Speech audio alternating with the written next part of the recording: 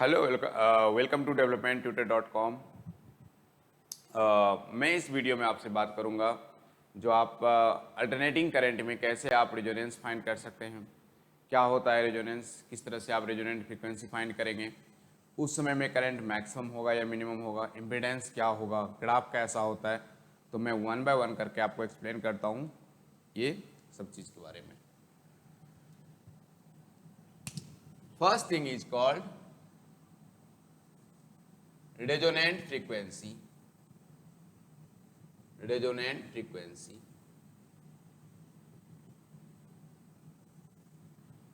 LCR circuit रहेगा। ये हमारा L है, ये हमारा C है और ये हमारा R है। जब ये LCR सर्किट में आपको AC सोर्स दिया हो, this is L, this is C, this is R, तो आपको पता है कि V equal to V naught sine omega T, ये हमारा सोर्स है, ये हमारा VL होगा, इस साइड हमारा VC बनेगा और ये हमारा VR है। फेजर डायग्राम जो है इस तरह से बन जाएगा, this V equal to root of VL minus VC का होल स्क्वायर प्लस VR का whole square. Condition for resonance, condition for resonance, condition for resonance, condition for resonance when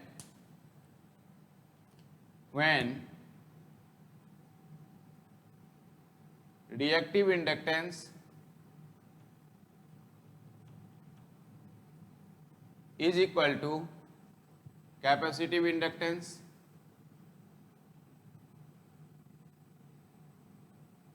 that it means x of L is equal to x of C. This x of L is become omega L equal to 1 upon omega C. This become omega square L into C equal to 1, omega square equal to 1 upon LC, and this omega equal to 1 upon root LC. Now omega is become 2 pi f, so this f equal to 1 upon 2 pi root of LC. This is called resonant frequency. This f of R is called resonant frequency. Resonant frequency. When resonant frequency occur, जब resonant frequency होगा तो condition है हमारा XL equal to XC, XL equal to omega L, XC इक्वल to 1 upon omega C, multiply कर दिया omega square L C equal to 1, omega square equal to 1 upon L C, omega equal to 1 upon root L C, this omega equal to 2 pi F, F equal to 1 upon 2 pi root L C. यहां से आपको एक और question पूछता है जो impedance कितना होगा इस समय में और करंट क्या होगा। सो देखिए इसका impedance,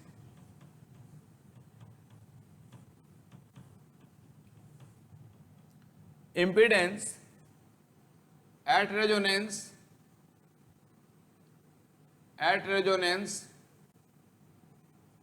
Z is equal to root of R square plus XL minus XC का whole square, but resonance XL equal to XC, so Z equal to root of R square, it becomes R. So at resonance Z is minimum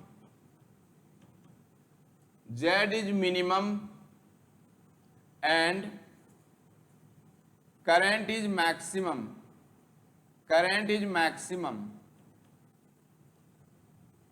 So यदि resonant frequency और इसका दोनों का graph देखेंगे, this is the graph here eight resonant frequency, current is maximum, this is called resonant frequency.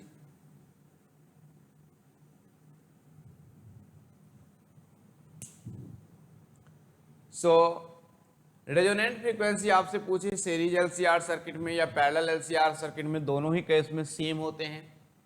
F of R equal to 1/2 pi root L C. Condition होता है reactive inductance equal to capacitive inductance, दोनों को equate कर दीजिए। XL equal to XC, XL का formula तो omega L, XC का formula होता है 1/ओमेगा सी। यहाँ से ओमेगा आ जाएगा 1/रूट एल सी और फ्रीक्वेंसी आ जाएगा 1/2 पाई रूट एल सी। इसके अलावा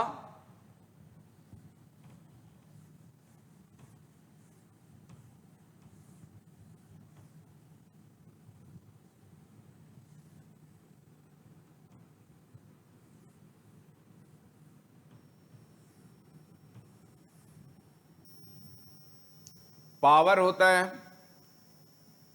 पावर इक्वल टू फॉर्मूला होता है V R M S into I R M S into cos phi. V R M S is become V naught upon root two, I R M S is become I naught upon root two cos phi. So this is V naught I naught divided by 2 into cos phi, and this cos phi is called power factor. This cos phi is become R upon Z. Cos phi is become R upon Z. This R is called resistance, Z is called impedance, R is called resistance, Z is called impedance. Suppose हमारे पास circuit हो purely resistive circuit, सिर्फ resistance रखा हो, तो देखिए क्या होगा। Purely resistive circuit है, ओनली रेसिस्टेंस हमने कनेक्ट किया है और यहाँ पे मुझे पावर फाइंड करना है। So power equal to V R M S I R M S cos phi V naught upon root two I naught upon root two cos phi is become R upon Z. So R Z कितना होगा, ये भी R, so R upon R is 1. So V naught upon root 2 into I naught upon root 2 into 1. So this is answer V naught I naught upon 2. Power तभी होंगे जब resistive circuit हो या resistance हो, सिर्फ इंडक्टेंस होगा तो power 0, सिर्फ कैपेसिटेंस होगा तो पावर 0, क्योंकि फेज डिफरेंस जो वोल्टेज और करंट का है वहां पे 90 डिग्री होता है प्योरली इंडक्टिव सर्किट में। प्योरली कैपेसिटिव सर्किट में भी फेज डिफरेंस 90 डिग्री होता है वोल्टेज और करंट के बीच, लेकिन जब प्योरली रेसिस्टिव सर्किट है फेज डिफरेंस 0 होता है, cos 0 is 1.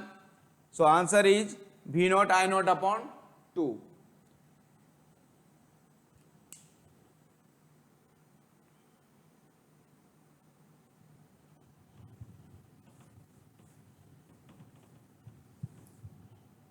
सपोज ऐसा हो R एंड L सर्किट हो,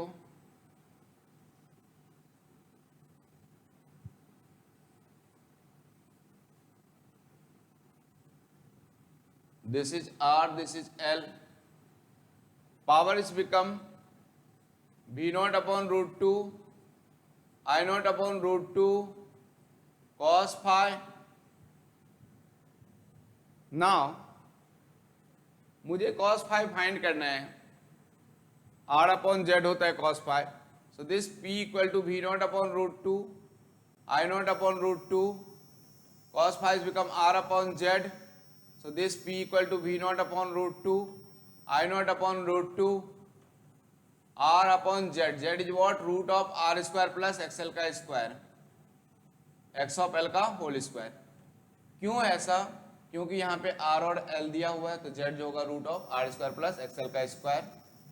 So this is the power. Suppose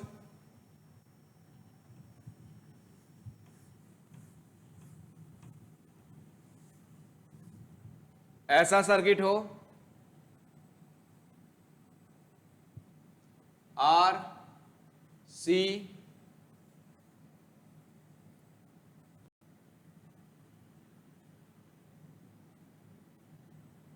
are और सी लगा हुआ है, पावर पूछ रहा हो again V R M S into I R M S into cos phi, so this power is equal to V naught upon root two I naught upon root two, cos phi is become r upon z, z is become root of r square plus x of c का whole square.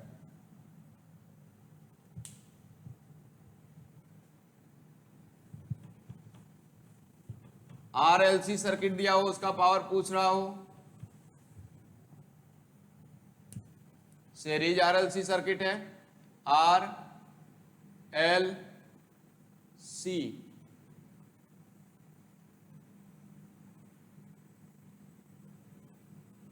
V is equal to V naught sin omega t, this is R, this is L, this is C, so power is become VRMS, IRMS, cos phi, so this is what VRMS V naught upon root 2, IRMS I naught upon root 2, cos phi is become R upon root of R square plus XL minus XC का whole square, so this is what V naught I naught upon 2 into R upon root of R square plus XL minus XC का whole square, this is what power, this is what power. So thank you watching for this video.